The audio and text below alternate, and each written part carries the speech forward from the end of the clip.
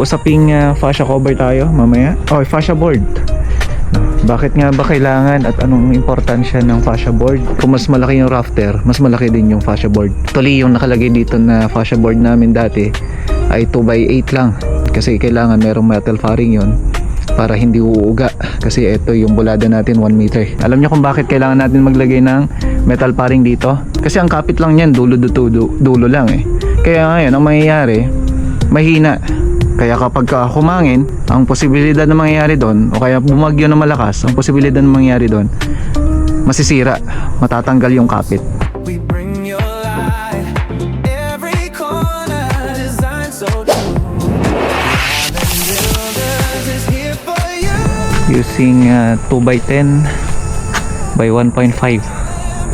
So, ito yung kagandahan ng paggamit ng fascia board at paggamit ng tamang kagamitan para dyan.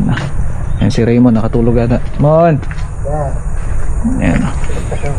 Ayan. Sige lang. At ito nga yung isa sa mga nakakalungkot dito. Kanina may mga tropa tayo mga pumasok. Yun nga lang, ang lakas ng ulan, sobrang lakas ng ulan. So kung napapansin natin, basang-basa dito. At kahit na gagawin sana namin dyan sa loob, wala. Kagaya nun yung palitada, iniwan na namin. So ayan, i-finish na lang yan bukas. Ganun din dito. Kahit tinoldahan yan, alanganin. So isang bagay naman po dito ay tuloy, nasa daan yung ating in order na mga para sa bubong. So hopefully bukas, magandang panahon, mamaya meron na yung bubong natin. Akala ko meron na kasi ang problema kasi kanina yung ulan, pero sabi naman nung magde-deliver papunta na ako dito. So yan, dito na natin papalatag para kung sakali okay, papapasok ko na lang doon para bukas masimulan kaagad yung paglalatag, and then sa mga susunod na araw wala na tayong problema. Kahit umulan, hindi na natin problema yung pag-uulan niya, no? So usaping fascia board tayo mamaya. Bakit nga ba kailangan at anong importansya ng fascia board? Bakit kailangan natin maglagay ng ganyan? So marami tayong uri ng fascia board, depende sa ilalagay na kapal o kaya naman height. Kasi ito naka-base sa rafter na ginagamit natin. So ibig sabihin, kung mas malaki yung rafter, mas malaki din yung fascia board. Actually, yung nakalagay dito na fascia board namin dati ay 2x8 lang, pero hindi po pwede na 2x8. Sabi ko nga, isang pagkakamali na nakaligtaan ko, kasi yung rafter ko pala ay 2x6.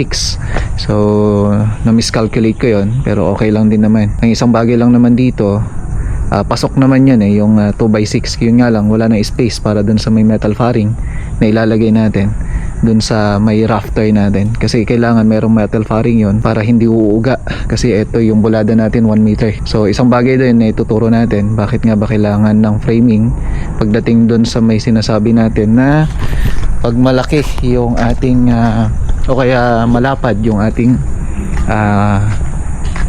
bulada, no? So isang bagay yun. I-share natin yan sa mga susunod na videos natin at isa-isahin natin yung mga sukat na dapat at kung kailan tayo pwedeng maglagay ng metal fairing o kaya framing ng ating yung ating mga spandrel. Kasi may mga bagay kasi na akala mo okay na pero hindi pa pala. So yun po yun, yung akala nila ayos na pero hindi po pwede. So ayan, nakasampa po yan, okay, nakapatong dun sa may yung sa may C-foil lens natin.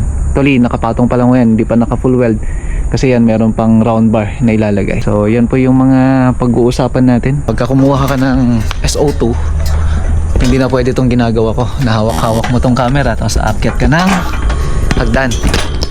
So isang rule na dapat, pag-akyat mo ng hagdan, dapat yun dalawang kamay sasalitan yan.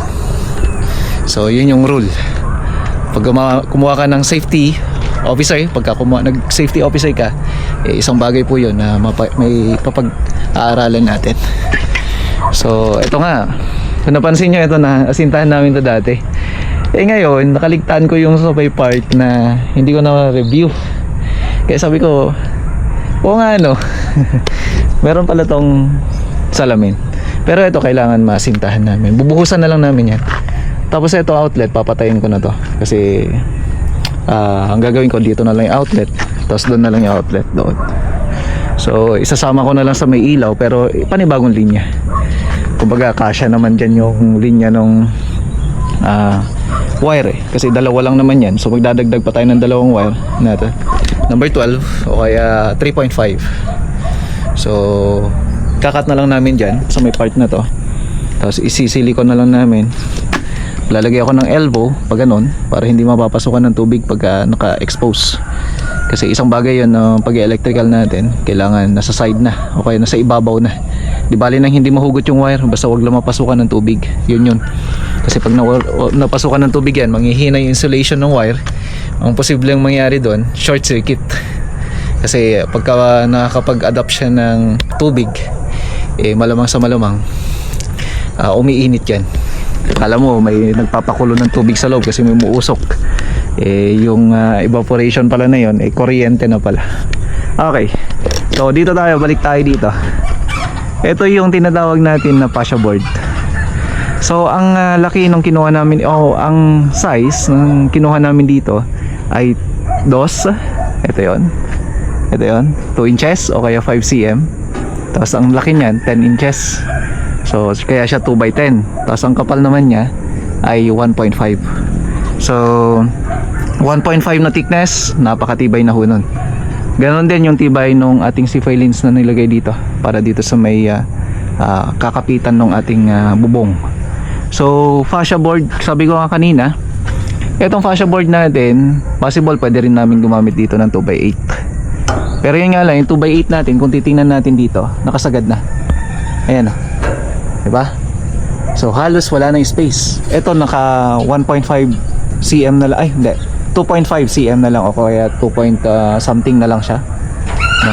2.3 ganun na lang siya. So ibig sabihin yung ating metal paring ay nagkakasukat ng 2 cm. So yung 2 cm na yon, so wala na space. Paano pagka nagkamali? Paano pagka kailangan mag-adjust? So hindi po pwede na ganon. Consider natin yung mga kailangan na framing. Alam niyo kung bakit kailangan natin maglagay ng metal paring dito? Kasi ang distance mula dito sa may wall up to dito sa may pinaka fascia board natin, ang sukat kasi nito ay 1 meter. Ngayon, from 70 cm pababa, kahit hindi ka na maglagay ng metal paring, pero oras na ang sukat mo ay 80 pataas, 80, 100, 120, 130, 150, kailangan ka na maglagay ng framing. Kasi oras na malayo, masyadong malayo yung metal pari ay yung ating spandrel dun sa may wall to wall, kasi ang kapit lang niyan dulo lang eh. Kaya ngayon ang mangyayari, mahina. Kaya kapag humangin, ang posibilidad na mangyayari doon, o kaya bumagyo na malakas, ang posibilidad na mangyayari doon, masisira, matatanggal yung kapit. Kasi ang kapit lang yan dulo eh. So isipin mo maigi, sa isang domino sana, kapag ka bumigay ang isa, lalahatin niya. So ganun ang mangyayari. Kaya nga sa sukat na yon, kailangan mo na mag-start maglagay ng metal paring. Kaya nga importante yung i-consider mo rin yung laki o kaya spacing na ilalagay mo para dun sa may fascia board mo. Isa pang bagay, bakit kailangan natin ng fascia board? Ang fascia board, mga kamusta, dito natin kinakapit yung fascia cover.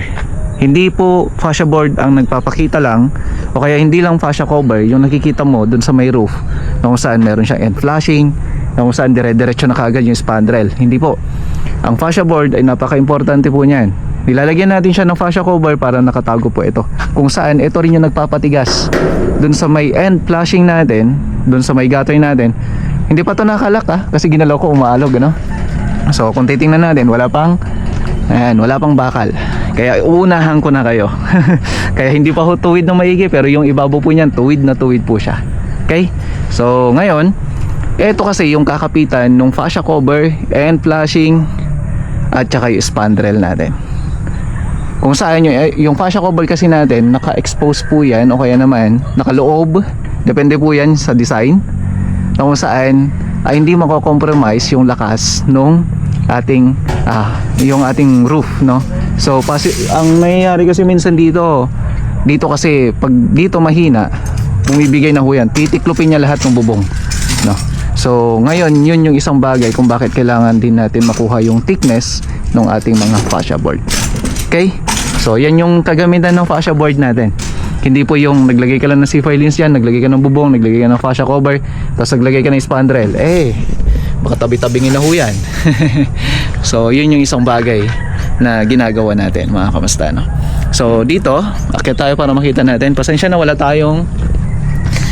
akong harness, pero magdodoble ingat tayo para mapakita ko kung paano natin kinakapit itong fascia board natin. So ang fascia board natin usually kinakat namin yan, itong part na to.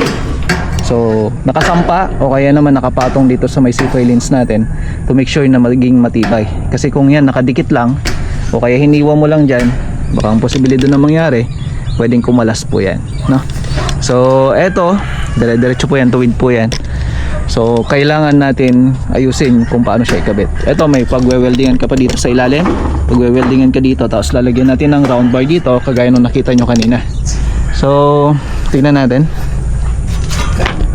yan, para at least mas maging maliwanaw at magkakasunod yung aking sinasabi. Ayan.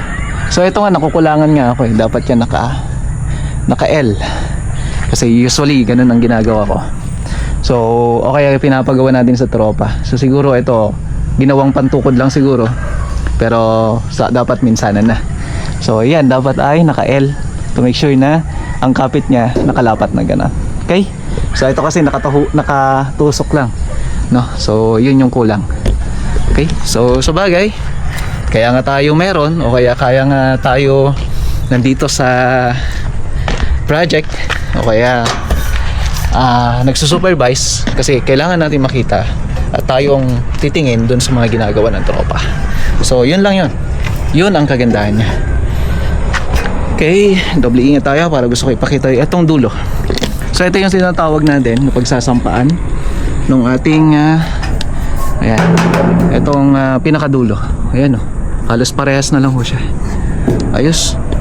So kung mapapansin yan, tuwid na tuwid, diretso po yan. Okay, so ang kulang na lang dito, so may part na to ay dito, yan na lang. Tapos dito, ayun, hindi pa tapos kasi dire-diretso yung pag-uulan.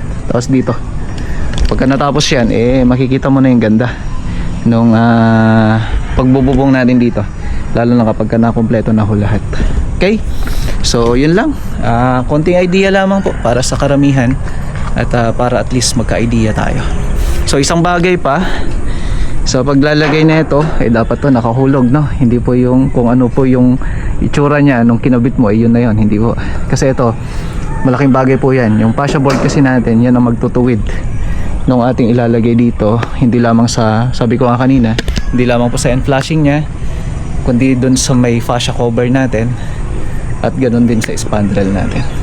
So sabi ko nga, kunwari pagka nag-asintada ka hanggang sa palitada, ganun din, parang ganun din, kasi ito yung pinaka paghahawakan niya dito siya magbe-base. So lahat yan dapat tuwid na. Okay, magandang araw.